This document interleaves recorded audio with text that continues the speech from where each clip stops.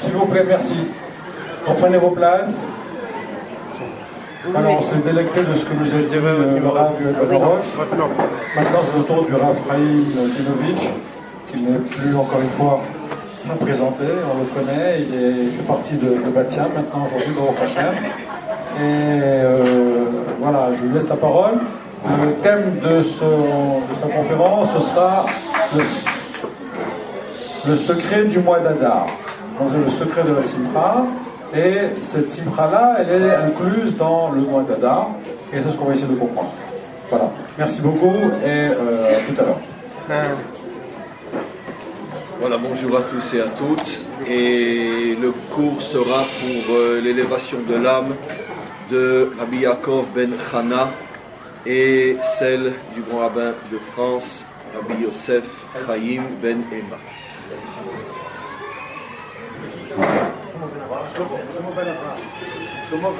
Shlomo Ben Avraham.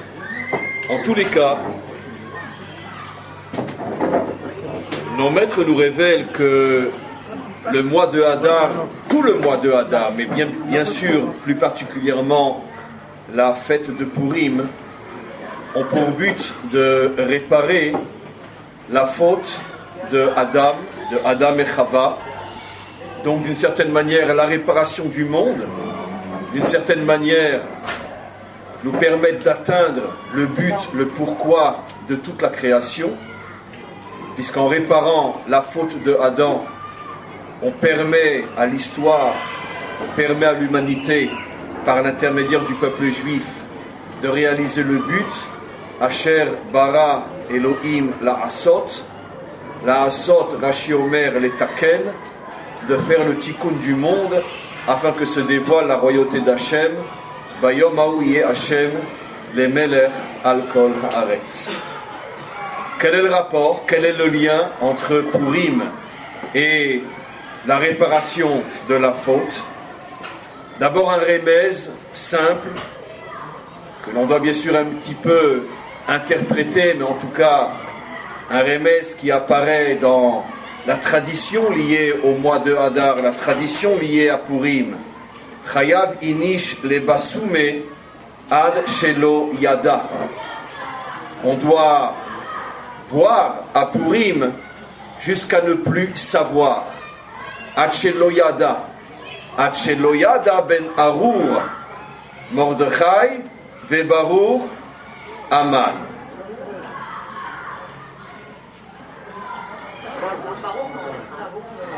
C'était un test pour savoir si vous écoutez. Eh bien. On n'ose pas te relever. Comment? On n'ose pas te relever. Une génération où on n'ose plus contredire un rave qui se trompe, c'est une génération malheureuse et perdue. Et croyez-moi, je sais ce que je dis. J'ai précisé un rave qui se trompe. Parce qu'un rave, c'est pas un dieu et c'est pas un gourou. Il peut se tromper. Et s'il se trompe, on a le devoir de le lui faire savoir. Quoi, poliment, mais il faut lui faire savoir. Mais quoi qu'il en soit, c'était un test. Évidemment, Hachelo yada ben Barur Mordechai ve Arur Aman. Et nos maîtres nous disent, tiens, ça fait allusion au Etz Adaaf Tov Vera. Parce que le Tov, bien sûr, c'est Mordechai, le Ra, c'est Aman. Et donc, nos maîtres comprennent Hachelo yada ben ou ben, jusqu'à ce qu'on puisse réparer le fait d'avoir mangé de l'arbre de la connaissance, du Da'at, Hachelo yada, le même mot, Etz Adaat, jusqu'à ce qu'on répare ce que Adam a fait, de vouloir la Da'at, de vouloir comprendre la différence entre le bien et le mal. Bien sûr, nous on ne comprend encore rien. Pour l'instant, je ramène les choses techniquement. Donc, premier remède, Hachelo yada, faire le tikkun de ce que Adam, Ken Ratzal Da'at, il a voulu savoir. Et toi, tu dois boire jusqu'à ce que tu ne saches plus. Il y a un autre remède, cette fois-ci, il faut vraiment les maîtres d'Israël pour le voir. Dans le Talmud, nos maîtres nous disent Haman minatora minaïn. Y a-t-il un remède d'Aman dans la Torah?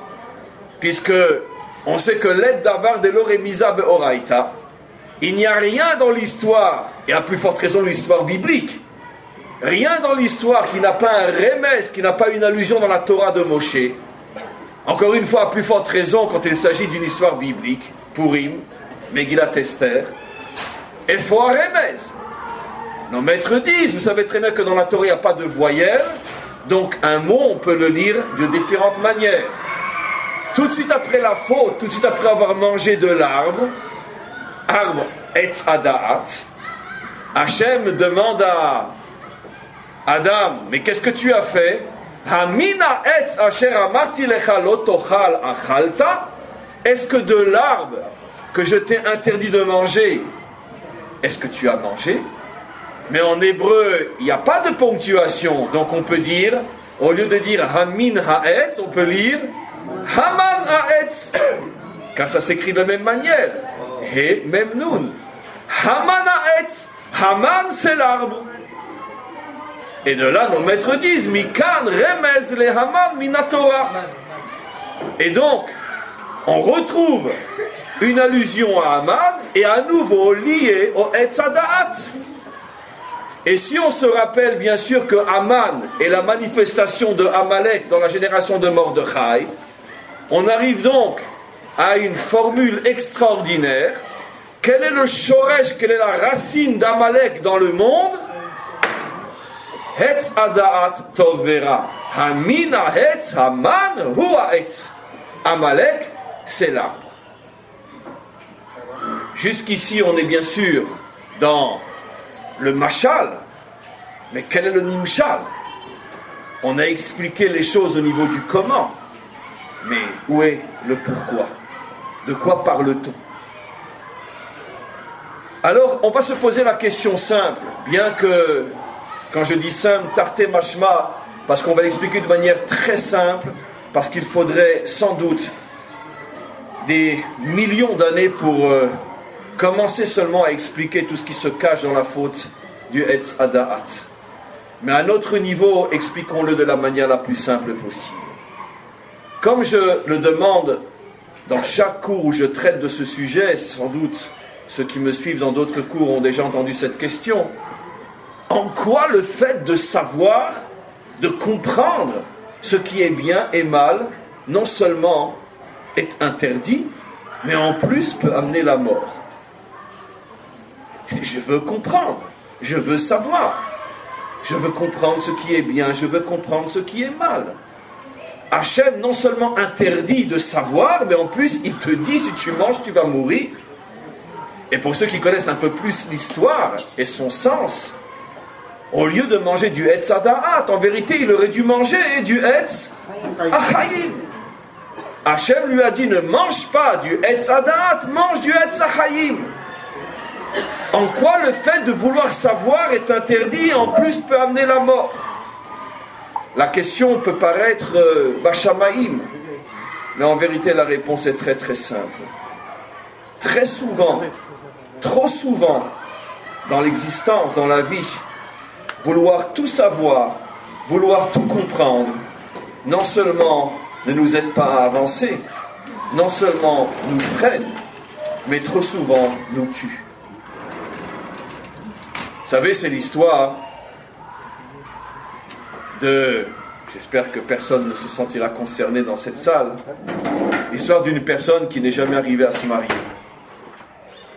Alors, après 120 ans, il arrive là-haut, et puis il dit, je veux voir tout de suite le maître du monde. Tout de suite. Vous me laissez passer parce que je vais tout défoncer, hein, je vous préviens. Quoi? Calme-toi. Non, oh là là.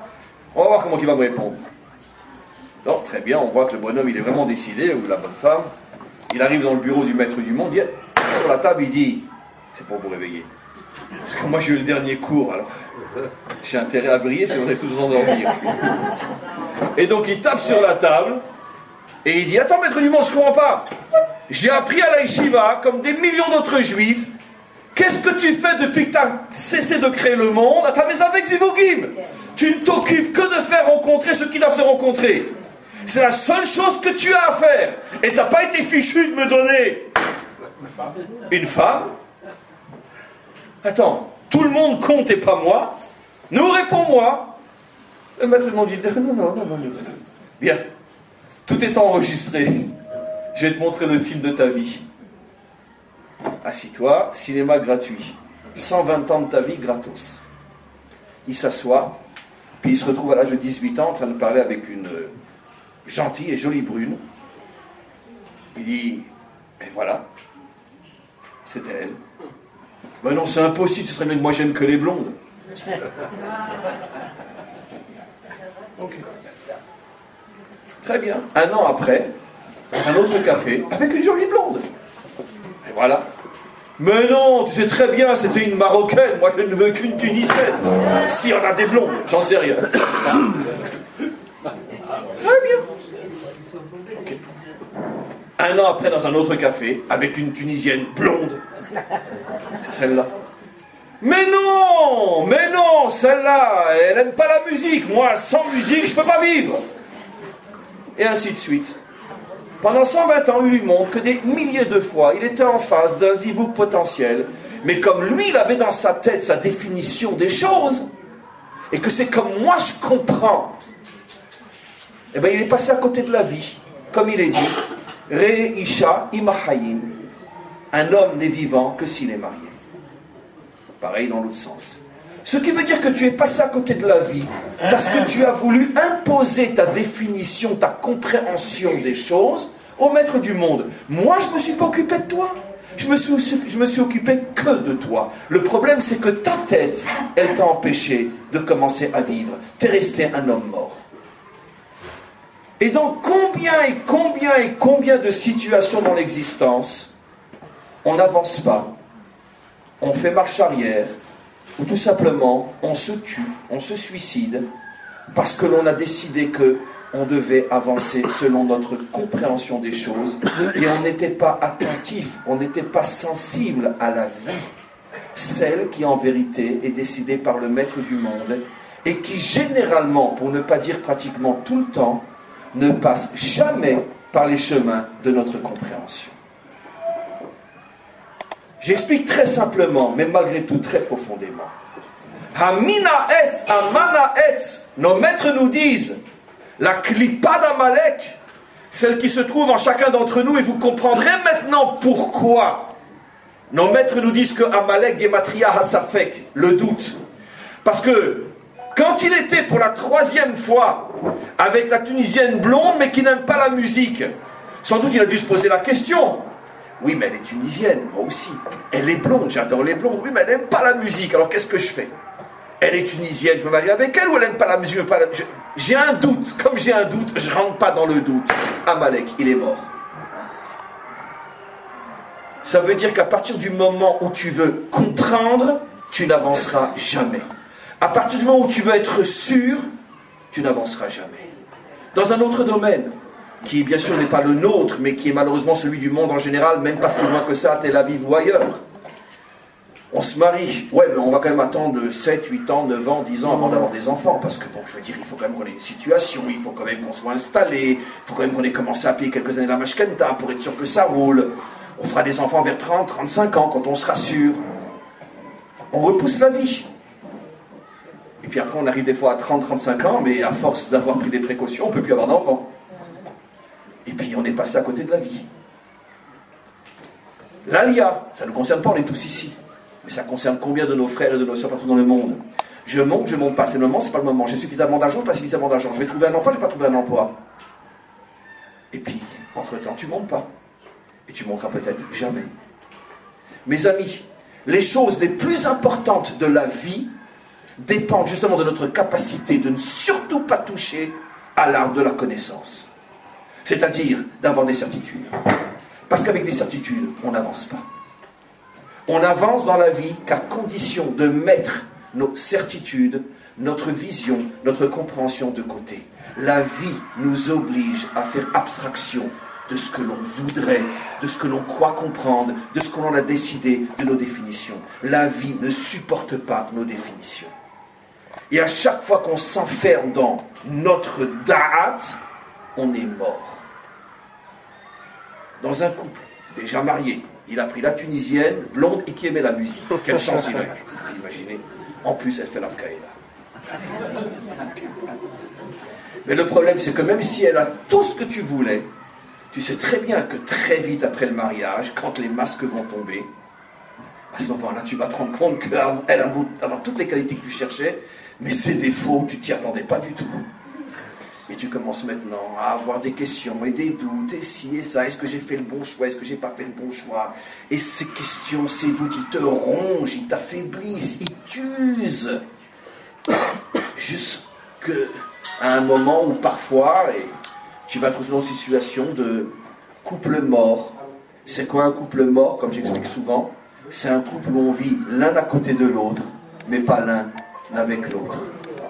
Vous connaissez tous cette histoire, cette blague extraordinaire, mais si vous la connaissez, vous m'arrêtez tout de suite, parce que je n'ai pas envie de raconter quelque chose que tout le monde connaît déjà. C'est Shimon, 75 ans. Il se promène dans la rue de la ville où il habite, et puis tout d'un coup, il voit au loin Réhouven, un copain de classe qu'il n'a pas vu depuis 60 ans. Il dit, Réhouven, je te reconnais, c'est moi, Shimon. Oh, je t'aurais pas reconnu, qu'est-ce que tu as vieilli? Ben évidemment, j'étais entre 15 et 75. Ah, qu'est-ce que tu fais là? Ben je passais, allez viens, je t'invite, t'es avec ton épouse ici? Oui, on est en vacances, viens, tu viens ce soir à la maison, vous la connaissez? Non. Viens ce soir à la maison. Ils arrivent, le Amalek moderne, c'est le portable. Très bien. Une fois j'ai dit ça, 5 minutes après mon téléphone il sonne. J'étais dans un cours et j'ai dit non. Et puis tout le monde se regarde. Ah, c'est pas nous. C'était le mien. Je n'avais pas éteint. Très bien. Et donc ils arrivent le soir. Et puis le couple qui invite est ouvert toute la soirée. Ma chérie, ma colombe. Oh là là, ma neshama, mon tout, mon avenir, mon présent, mon passé, mon éternité, des louanges toute la soirée. À la fin du repas, le copain, il le prend à partie, il lui dit, dis-moi, comment tu fais? 50 ans, t'es marié, tu lui parles encore comme ça? Il dit, mais tais-toi, idiot, je ne me rappelle même plus comment elle s'appelle. Ça veut dire qu'à force qu'il ne se parle plus, il a oublié son nom. Alors, on va lui dire, ma chérie, mon tout, mon âme, c'est facile. Mais son nom, non, parce que ça fait longtemps qu'il ne lui parle plus. Ils vivent l'un à côté de l'autre, ils ne vivent plus l'un avec l'autre. Et donc, bon, là aussi c'est pareil. À partir du moment où je suis passé sous la roupa, et que je suis ma'amin be'emuna shelema, que le maître du monde est mes aveilles zivugim, je ne laisserai pas ma tête affaiblir mon mariage. Je suis marié, la vie est au-dessus de ma compréhension Nekuda. Sauf dans 2 cas uniques, selon Shulchan Aruch, l'infidélité et la violence. Sauf l'infidélité et la violence. En dehors de ces 2 cas, qui sont généralement, dans 99,9% des cas, les raisons du divorce, on ne s'entend pas, on ne supporte pas, mauvaise midot, défaut, caractère, etc. Ce qui généralement sont la grande majorité des raisons pour lesquelles on divorce, sont précisément les raisons pour lesquelles on ne doit absolument pas divorcer. Pourquoi? Parce que si tu en arrives à divorcer parce que tu ne la supportes plus, sache que c'est ta tête qui t'a mis ça dans ta tête. Mais en vérité, si tu étais zorem, si tu arrivais à aller avec le courant de la vie, tu arriverais à être plus fort que toutes ces difficultés-là.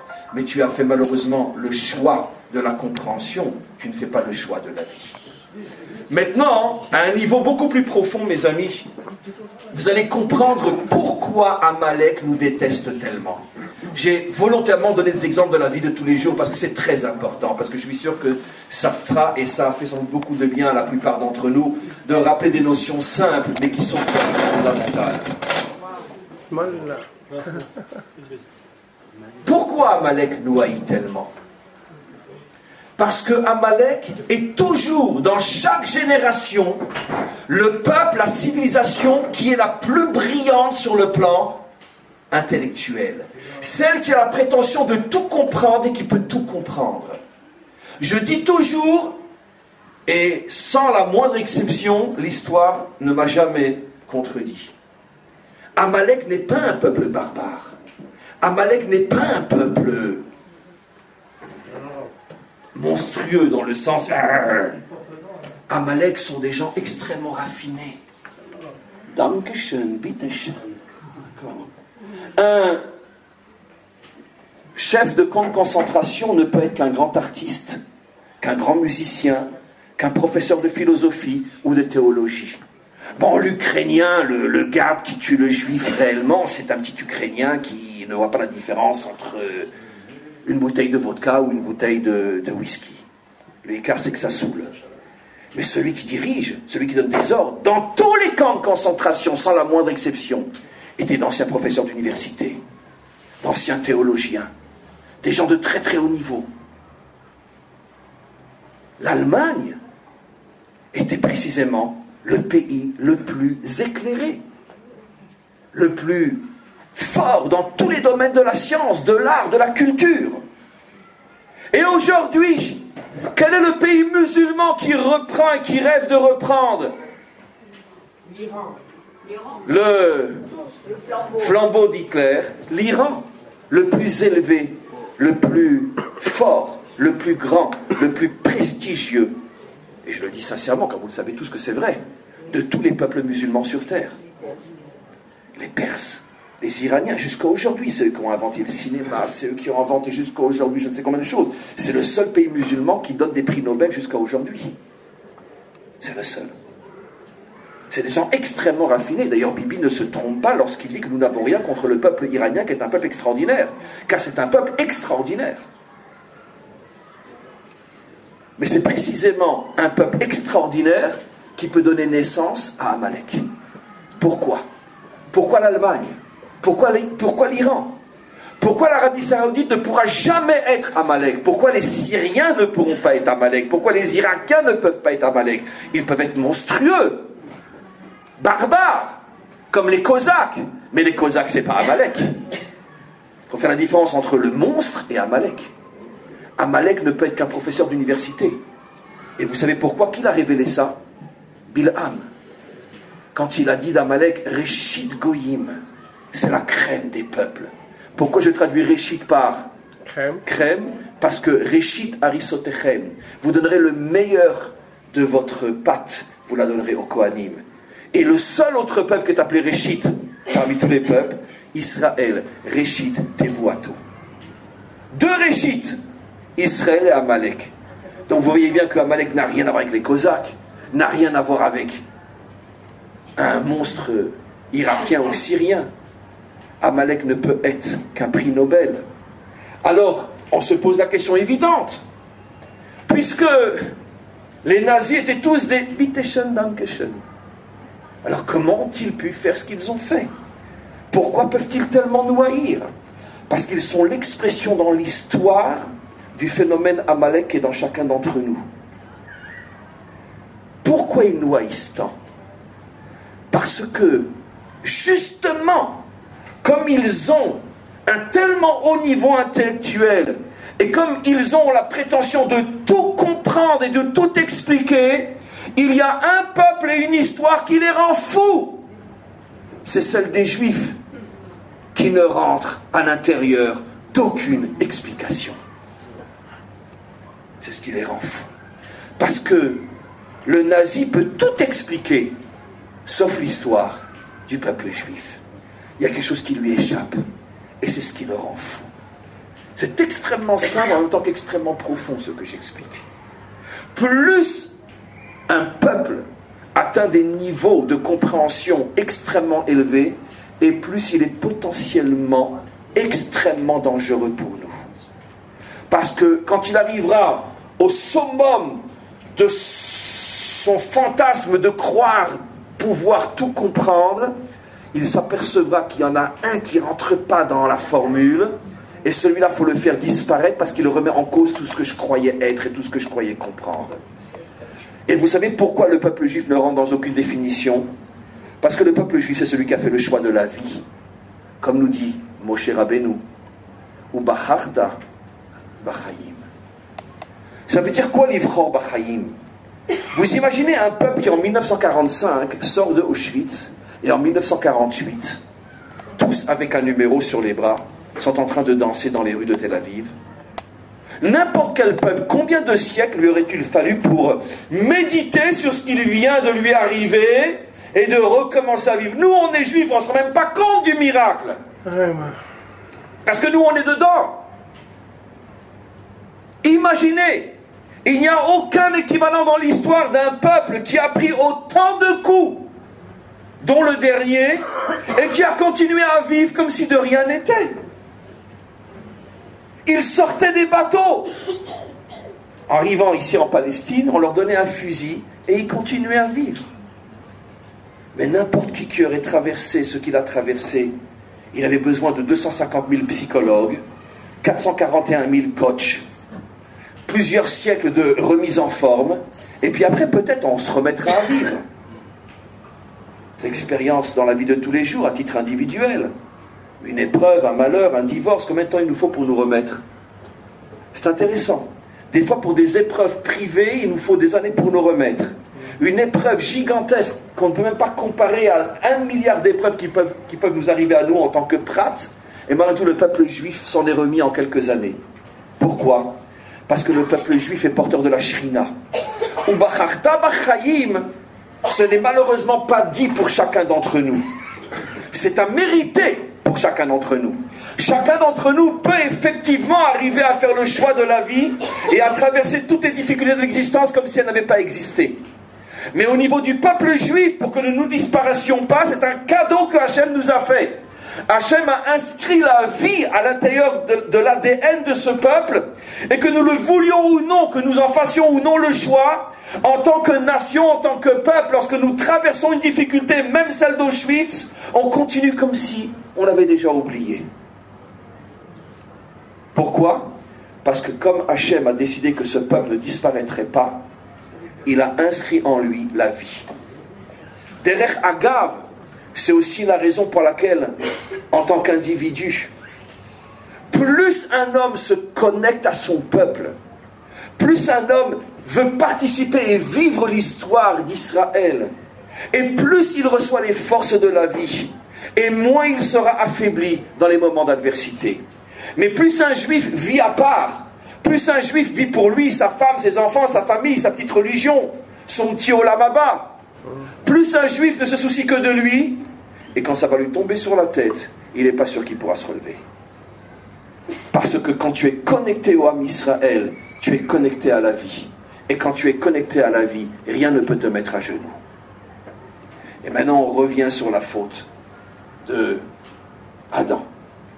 Ces deux arbres sont le symbole finalement des deux chemins qui s'ouvrent devant chaque individu et qui s'ouvrent devant chaque peuple, et qui sont le symbole des deux grands chemins que traverse l'histoire humaine, collective et individuelle.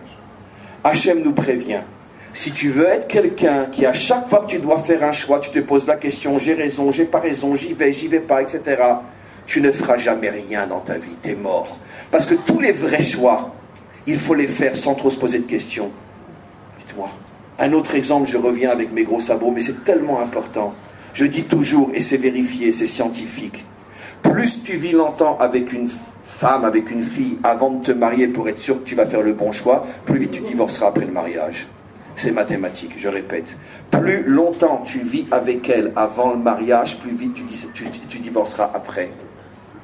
Alors que nous, on se dit exactement le contraire. Je vais me donner 4, 5, 6 ans. On est jeune, on a 18, 19, on a 20 ans. Je veux dire, si on se marie à 30 ans, il n'y a pas de problème. Donc je vais vraiment bien la connaître. Si je suis sûr, on passe à la choupa. Je donne que quelques semaines, quelques mois, quelques années, tu divorces très vite. Pourquoi? Parce que plus tu t'habitues à vivre avec elle sans la connaître, plus tu t'habitues à vivre avec elle avec une fausse vision de ce qu'elle est, parce que ce qu'elle est, elle te le montrera qu'après le mariage. Et pendant 8 ans, elle va te jouer la comédie, pas forcément consciemment. Parce qu'une femme, un homme ne peuvent se révéler réellement qu'après le mariage. Avant, c'est une grande comédie, c'est un grand cinéma. Donc si tu la fréquentes que quelques mois, tu n'auras pas le temps de te faire une fausse idée d'elle. Mais si tu la fréquentes pendant 8 ans, quand au lendemain du mariage, elle va te montrer vraiment qui elle est, tu ne pourras pas supporter. Mais pendant 8 ans, je te voyais différemment. Qu'est-ce qui t'est arrivé? T'es devenue folle? Non, non. Avant, j'avais un masque, maintenant, c'est vraiment moi. C'est un problème. Vice-versa, bien sûr. C'est un autre qui parle. Vice-versa, bien sûr. Donc, si je me pose la question, j'y vais pas, c'est la bonne, c'est pas la bonne, tu ne te marieras jamais. Encore une fois, comme j'ai expliqué, le maître du monde nous dit, ne réfléchis pas trop. Fonce. Parce que tout ce qui est la vie se prend sans trop réfléchir. Malheureusement, Adam a dit, non, moi je veux comprendre. Au lieu de dire Naase Venishma, qu'est-ce qu'il a dit? Nishma Venaase. C'est ce qu'ont dit tous les peuples au moment du don de la Torah. De quoi elle parle ta Torah, maître du monde? Allez, laisse tomber. À chacun, de quoi elle parle ta Torah, maître du monde? Jusqu'à ce qu'il est venu chez Israël. Qu'est-ce qu'a dit Israël? Donne. On verra après. La vérité, pourquoi Israël a dit donne? Parce que c'était gratuit. Mais indépendamment de ça, ils se sont dit on en reçoit 2 gratuites, après on en vend une, on fait du business, on en garde une. Très bien. Et 2 tables. Mais quoi qu'il en soit, Israël a dit donne. On verra après. Nos maîtres nous disent qu'au moment où Israël a dit donne, on verra après, Naase Venishma, les anges eux-mêmes dans le ciel ont dit mais qui a révélé à ce peuple le secret de la vie? Qui a révélé à ce peuple le secret de la vie? Qui a expliqué à ce peuple que pour être vivant et vivre, il faut surtout ne pas se poser de questions? Qui a révélé ça à ce peuple? C'est ça le choix qu'a fait Israël. À ce moment-là, Tiknu et Chetch l'Adam Arishon. À ce moment-là, il y a eu un commencement de Tikkun du Chet de Adam Arishon. Et donc, avant d'expliquer plus profondément encore, car on a encore un petit peu le temps. Oui, vite. Est-ce que c'est comme le saut quand ils ont sauté la mer? Finalement, ils n'avaient jamais nagé, mais ils ont sauté. C'est ce qu'a fait Narshon, absolument. C'est exactement ça. Et c'est pour ça qu'il a été Zoché la Malchut. Pour le dire très très vite, comme je l'ai déjà expliqué, il y avait 4 catégories. Ceux qui voulaient se suicider, évidemment que ce n'est pas le bon choix. Ceux qui voulaient retourner en Égypte, c'est évident que ce n'est pas le bon choix. Mais il y en avait 2 autres. Il y avait un quart qui voulait se battre et un quart qui voulait prier, dont à leur tête Moshe. Pourquoi même à eux, Hachem leur a dit non, au point qu'il s'est mis en colère contre Moshe, et il lui dit Matitzakela, j'ai pas besoin de ta prière, avance. Je ne comprends pas. Pourquoi? C'est très simple. Parce qu'en vérité, quand tu te bats ou quand tu pries, tu donnes du crédit à l'obstacle qui est devant toi. Parce que si tu te bats, c'est que forcément tu donnes du crédit à l'ennemi, c'est qu'il est là. Parce que s'il n'est pas là, tu vas contre lui. Si tu pries, Hachem, j'en supplie, sauve-moi, j'en peux plus, j'ai pas de parnassa, c'est que tu donnes du crédit à la situation dans laquelle tu es. D'accord. Qu'est-ce qu'il a fait Narshon? Il n'y a pas d'obstacle. Il n'y a pas d'ennemi, il n'y a pas de mer, il n'y a rien, on avance. Il a compris le socle de la vie. Ne donne pas de crédit à l'obstacle. Parfois, la prière donne de la force à l'obstacle. Il y a des fois, parfois dans la vie, il faut savoir ne pas prier, avancer. Parce que si tu t'arrêtes et que tu pries, au moment où tu pries, tu fais 2 erreurs. Tu n'avances plus et tu donnes du crédit à ton problème. Car plus tu pleures et plus le problème te fait mal et plus tu pries dessus, plus tu montres que le problème est pour toi important. Avance. C'est vrai qu'il y a des fois où il faut prier. Je ne suis pas en train de dire qu'il ne faut pas prier. Mais il y a des fois où il ne faut pas prier. Pour ça, c'est les Harav. Mieux vaut avoir un maître qui t'explique quand prier et quand ne pas prier. Mais la notion de savoir qu'il y a des fois où il ne faut pas prier est une notion extrêmement forte que l'on voit dans ce problème-là. Je reviens maintenant. Aman, qu'est-ce qu'il a dit à Achashverosh? Regardez maintenant les mots d'Aman, vous allez voir que c'est tout le cours. Il dit, je ne comprends pas. Ce peuple, il est Mefouzar ben Ha'amim, et malgré tout, il l'appelle Amechad. Comment c'est possible? L'un des anciens maires de New York, comment s'appelle-t-il, l'italien? Giuliani. Giuliani, c'est vrai. Imaginez-vous que ce Giuliani, qui est un ancien italien, de je ne sais combien de générations, il rencontre dans la rue un vrai italien qui fait du tourisme. Il va s'arrêter, il va l'embrasser, il va lui demander d'où tu viens, qui tu es, viens, on va aller... Il n'est plus italien, il est américain. Si ce n'était son nom, et physiquement, et quand il parle, qui peut deviner qu'il est italien? Comme un Irlandais, comme un Écossais, américain. Je suis dans le métro à Paris, et tout d'un coup, j'entends parler quelqu'un en hébreu, ou je vois quelqu'un en face de moi qui a un Magen David, c'est un anglais. Je m'approche, j'ai l'impression que je suis en train de retrouver mon frère. Je vibre. J'ai pris exprès l'exemple du métro à Paris, parce que malheureusement en Israël ça ne nous arrive plus. Parce qu'on en voit tous les jours des juifs, on en arrive jusqu'à là. Mais dans le métro à Paris, on aimait encore les juifs. Mais quoi qu'il en soit, peu importe. C'est ce qu'il dit Aman, je ne comprends pas. Ce peuple, ça fait des siècles, des millénaires. C'était pas le cas à cette époque-là, mais peu importe, c'est la Torah, c'est éternel. Ça fait des millénaires qu'ils sont dispersés. Ils n'ont pas la même mentalité, ils n'ont pas la même culture, ils n'ont pas la même langue, ils n'ont pas la même tête. Ils n'ont même presque plus la même religion. Parce que le judaïsme vraiment change, des fois terriblement, d'un pays à un autre. Et quand ils se retrouvent, on a l'impression qu'ils se sont quittés à 5 minutes. Comment ils font? Ça échappe à la logique de l'histoire humaine. Toute minorité qui se retrouve dispersée et qui se retrouve minoritaire dans différents pays finit par s'assimiler complètement. Et eux, ils ne s'assimilent pas, c'est pas possible. Qu'est-ce qui se passe? Ils posent la question d'Amalek, un peuple qui échappe à l'histoire. Maintenant, comment qu'Amalek est venu? Amalek est venu parce qu'il est le produit d'abord des doutes qui sont en nous. Et là, nos maîtres nous révèlent quelque chose d'extraordinaire. Ils se posent la question et ils demandent, mais pourquoi Amalek, pourquoi Aman est venu précisément à ce moment-là? Qu'est-ce que les Juifs ont fait? On ne voit pas spécialement dans l'histoire biblique que les Juifs auraient fait quelque chose de particulier à ce moment-là.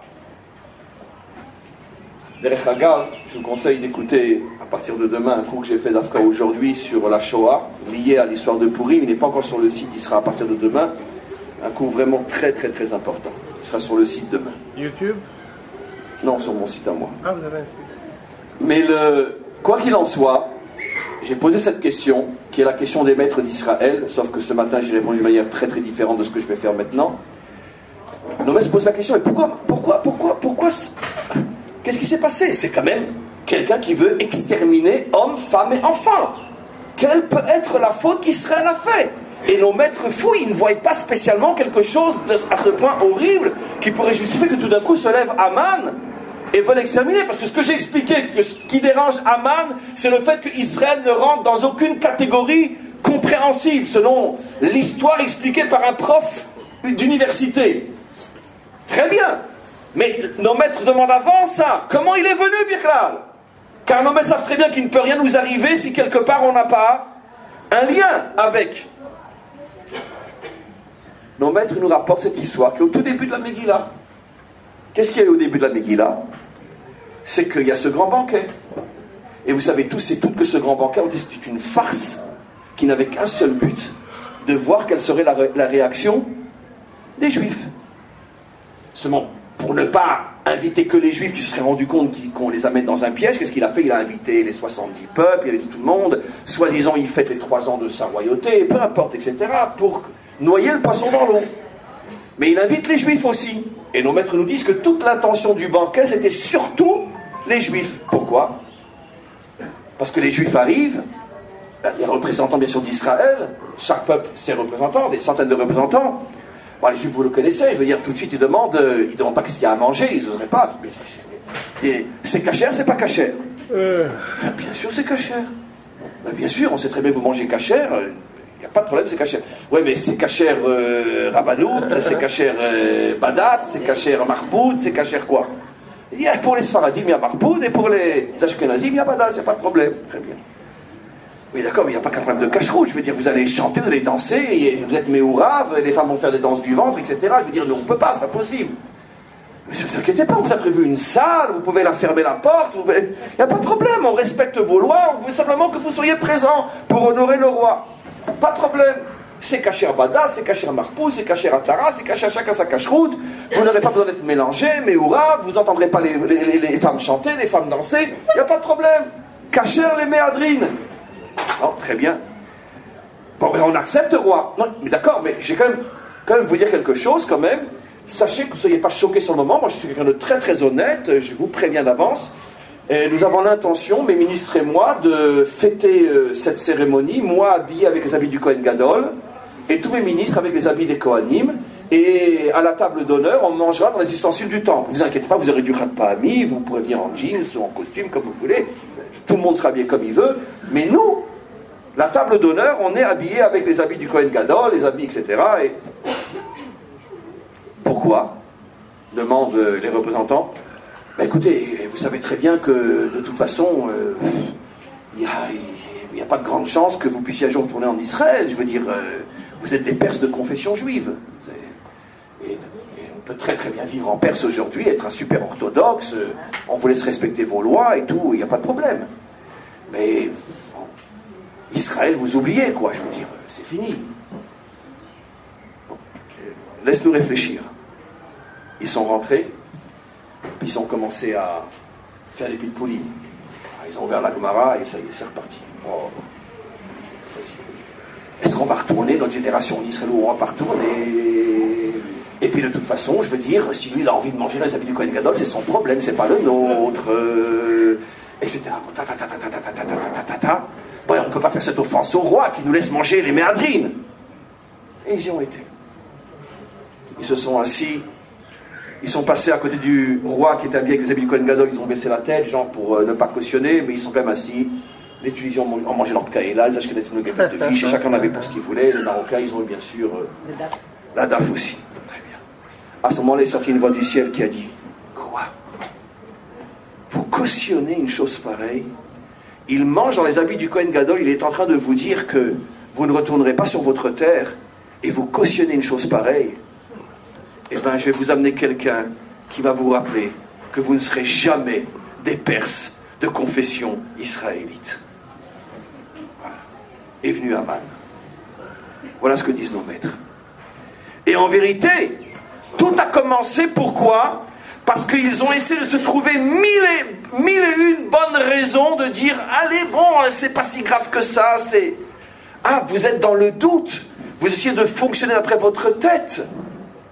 Eh ben, vous savez, il n'y a pas si longtemps que ça, avant la Shoah, combien et combien de juifs, certains rabbinim, la majorité qui n'étaient pas forcément, comme Jabotinsky ou d'autres, qui allaient de ville en ville, de shtetl en shtetl, de kfar en kfar, et qui prévenaient les juifs déjà dans les années 20, dans les années 30, partez, partez, partez, partez.